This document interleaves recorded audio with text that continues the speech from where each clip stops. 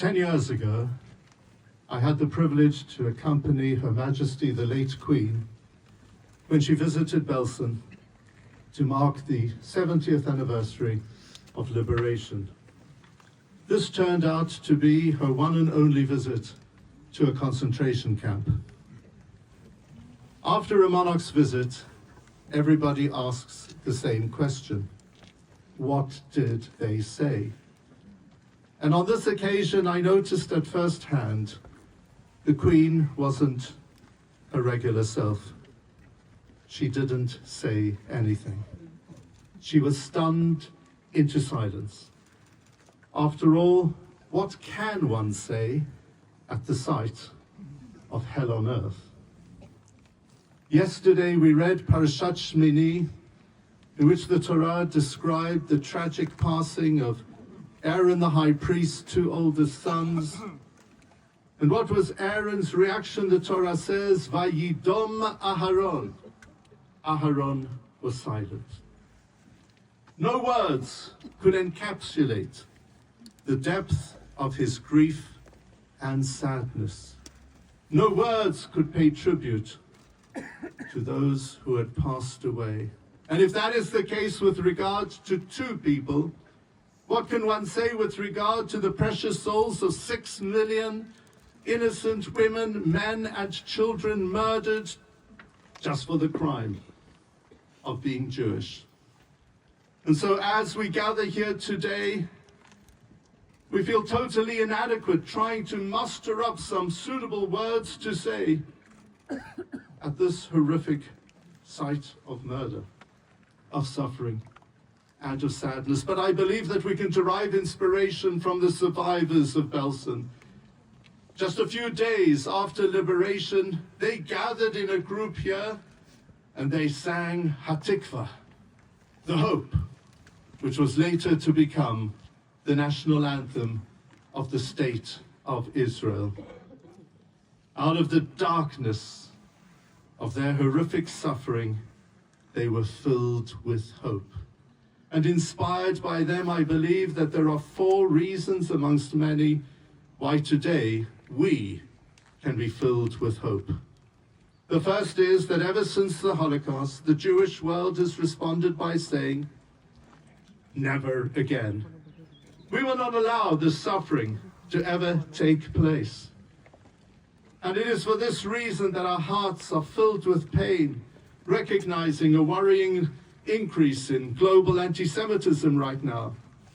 And this explains our collective grief and pain, further to the horrific terrorist attacks of the 7th of October 2023.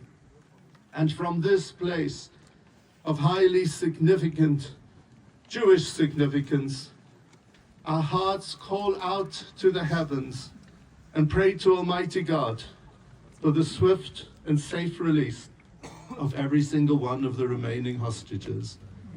And may Almighty God give us a true and lasting peace for one and all.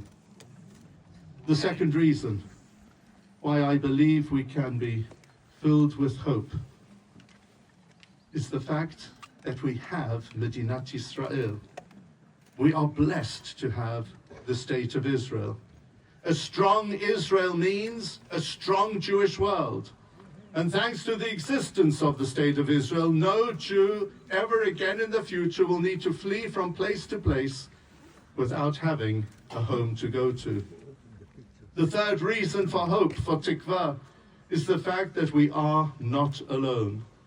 The heathen prophet Bilam declared, Hen am levadad yishkon uvagoyim lo yitchashav, a people that dwells alone, not numbered amongst the nations. But that is not the case today. Yes, we are deeply disappointed with some governments and some societies with regard to their reaction to what is transpiring in the Middle East. But at the same time, we are so blessed to have many true friends and allies.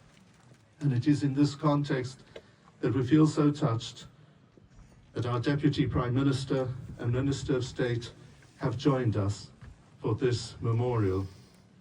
And it is in this context as well that we feel so touched that so many non-Jewish friends and supporters are here to give us their solidarity.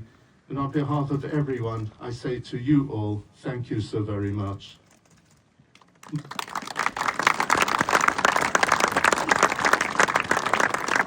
the fourth and most important reason why we can be filled with tikva is because God is with us.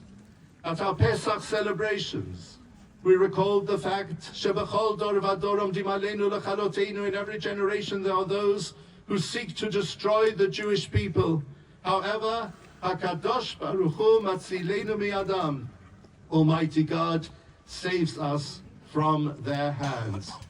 It was here in Belsen, just a few days after liberation, that Reverend Leslie Hardman issued a cry from the heart and proclaimed, Am Yisrael Chai. And we today have gathered here in strength. They sought to destroy us physically. They sought to extinguish the flame of Jewish faith. They failed on both counts. We are here today as part of a strong worldwide Jewish people, as proud members of an outstanding, wonderful, extraordinary Jewish faith.